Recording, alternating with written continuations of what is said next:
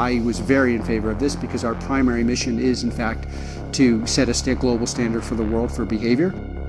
I don't think in win-lose, I think in domination. I think if it's just about money, if it's just about winning, if it's just about having prestige, for me, that's not enough to do that. You're also Jewish. Look, we built PG, which single-handedly stopped the rise of the far right in Europe. We built Foundry, which was used to distribute the COVID vaccine and saved millions of lives globally.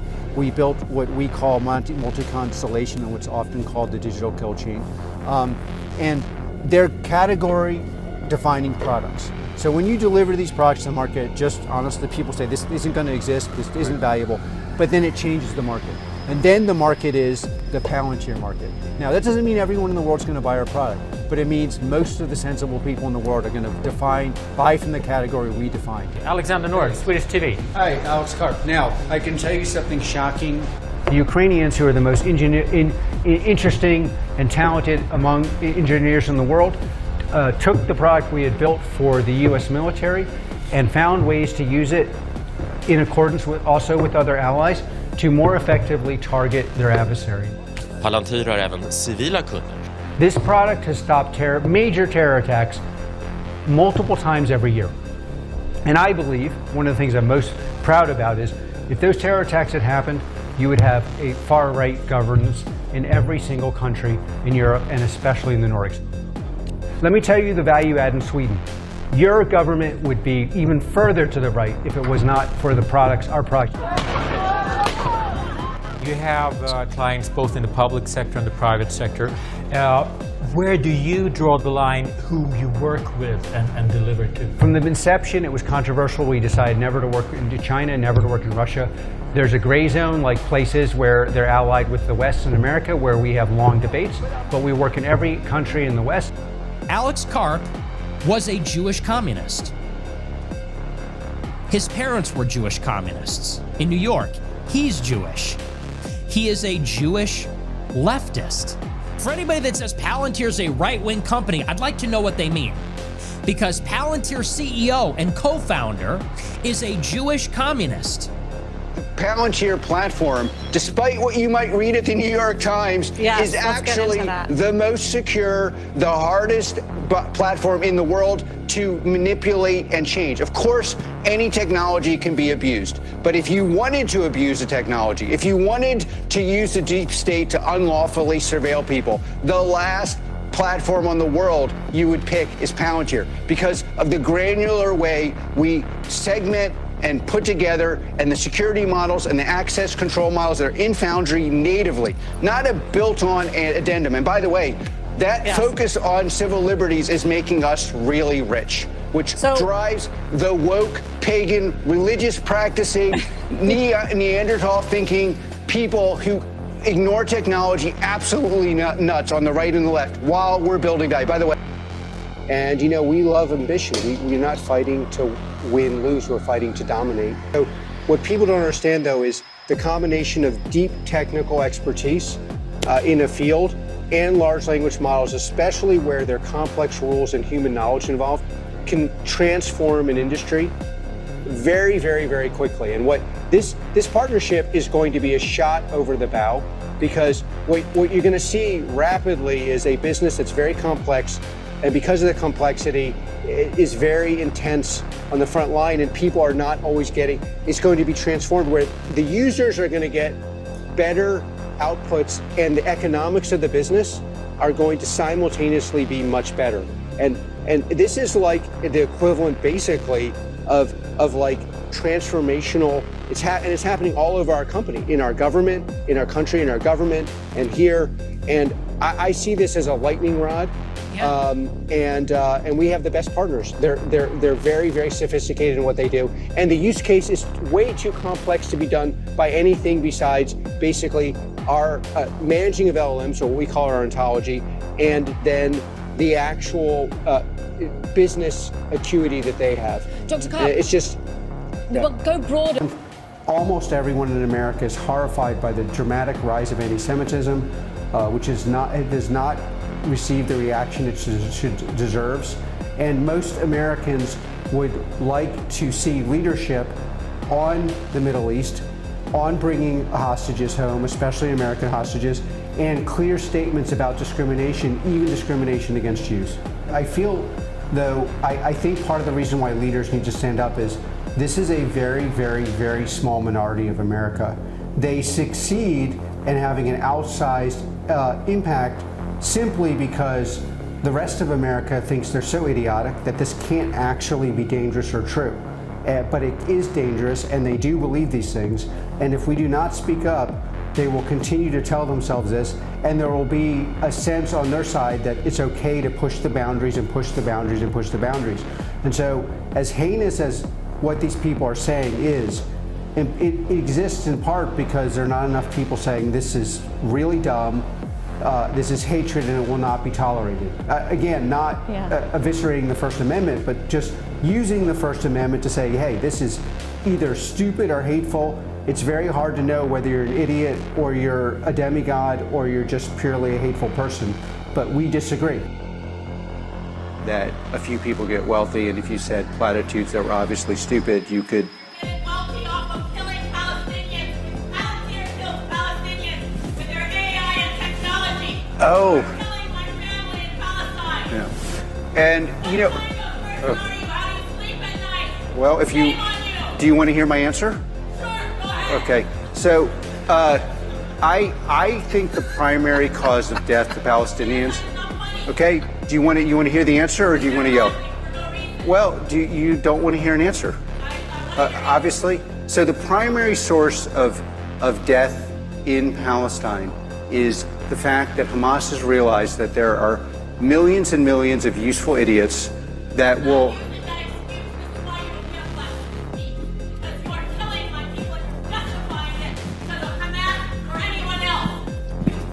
Can we get security up there? Your AI and your technology from Palantir kills Palestinians. Mostly terrorists, that's true. No. She believes I'm evil. I believe she's an unwitting product of an evil force, Hamas. That she unwittingly is part of their strategy, that she is a product. And the most important thing, arguably, in the book, or what Palantir, or what you could learn, is do not become a product of an ideology that sounds sensible. The Palantir platform, despite what you might read at the New York Times, is actually the most secure, the hardest platform in the world to manipulate and change. Of course, any technology can be abused. But if you wanted to abuse the technology, if you wanted to use the deep state to unlawfully surveil people, the last platform on the world you would pick is Palantir, because of the granular way we segment and put together, and the security models and the access control models that are in Foundry natively, not a built-on addendum. And by the way, that focus on civil liberties is making us really rich, which drives the woke, pagan, religious practicing, Neanderthal thinking people who ignore technology absolutely nuts on the right and the left while we're building die. By the way, It's the most effective way for social change is humiliate your enemy and make them poorer. And that's how social change actually happens. And so I think we, and then Palantir alumni, really played a huge role in that. The obvious solution to war is to have the West having the strongest, most precise, deadly weapons possible so that we can minimize unnecessary, innocent deaths. And by the way, the primary way you minimize these deaths is you're so strong no one attacks you. So if you're doing digitalization or AI on healthcare records or in the context of war, you have issues of, well, in the war fighting context, you have, well, who makes the decision under what condition, who takes responsibility, who does the after action report? If the AI makes a decision, who's responsible for that? If before war, you have the ethics of war, who starts the war, under what conditions? During the war, what targets are taken out, what kind of targets can be taken out, what is every country has an idea of safe harbor, i.e. targets you can't take out, targets that need special authorization, targets that need different kinds of action reports. you have different kinds of segmentation inside data sources. So without going into any details in the Ukraine or other countries, you have very different data sources. They're structured in a different way. You have security issues. If you're working at war, as everyone in this room would know, you can't supply all your data sources, i.e. your asset sources, your human ingredient, to everyone on the war field, even by proxy through an algorithm, because that can be deciphered. So how do you run algorithms and run targeting packages where these things are paramount, so the adversary doesn't immediately know what you're doing, how you're doing it, and can replicate it? And then in the civilian context, this is a heavily regulated environment. For example, in Europe, you can't just run interjurisdictional AI on data sets in healthcare, legal, pharmaceuticals, and any of the interjurisdictional AI is, for lots of good reasons, would not be allowed legally, or in my view, ethically. So how do you make the AI or digitalization work in that context? That's something we've spent the last 5 years building. And what's super interesting now is it was a joke. And when I was giving you this quote, I largely just got ridiculed by my academic friends.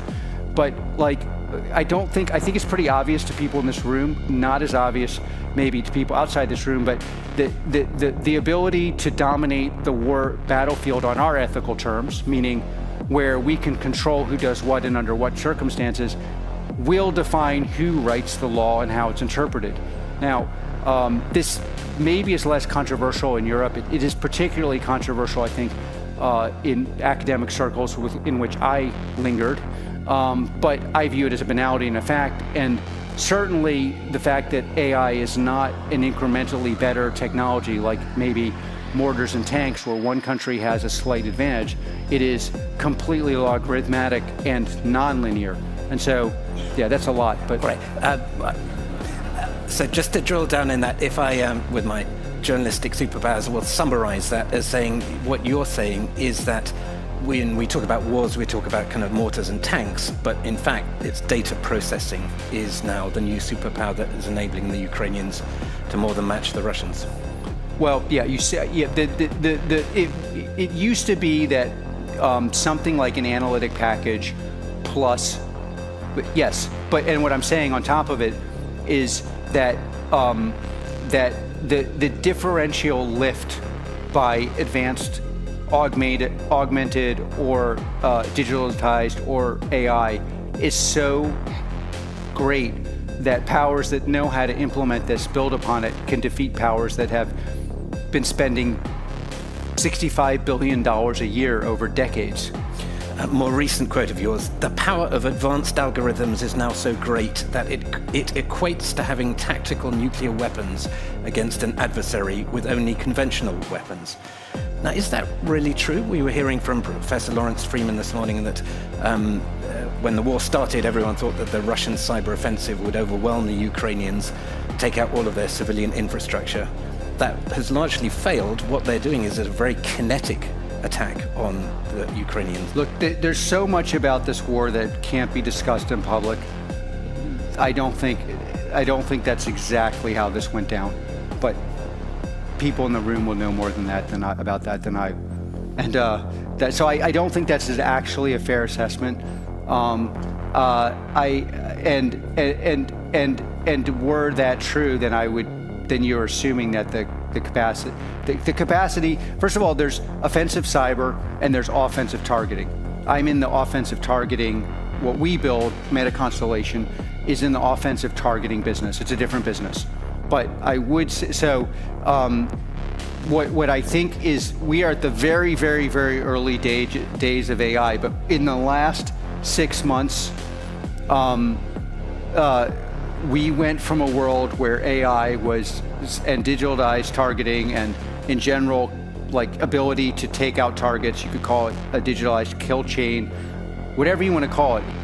The primary way to create peace in this world is to scare our adversaries when they wake up, when they go to bed, while they're seeing their mistress. Whatever they're doing, they're scared. If you want to have peace in the world, that's how you do it. And that is our peace-giving offering this Christmas season to our adversaries. We're going to help this government be more transparent, work with Partnership in America, and our goal is everyone who does not like America, does not like what we stand for, does not like the West, thinks we're useful idiots is going to be scared and uncomfortable more tomorrow than today. Well, that is a nice big bow around a Christmas gift. That is our Christmas present. As Happy you say. Merry Seasons, whatever you celebrate. Please, and to all supporters of Palantir, Merry Christmas and a Happy New Year's. And to all people who hated on us, enjoy your coal.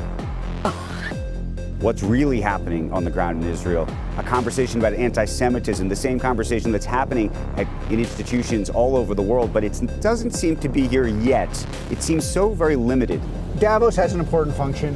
I live on a different planet. Like on the planet I live in, climate is important, fighting bigotry of all kind is important.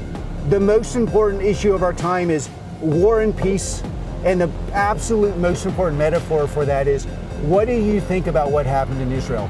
And by the way, anti-Semitism as a kind of prejudice has always been the canary in the coal mine for your society isn't working, your university isn't working, you're not providing real growth to your population, and because you're not explaining why it doesn't work, you just go blame the Jews.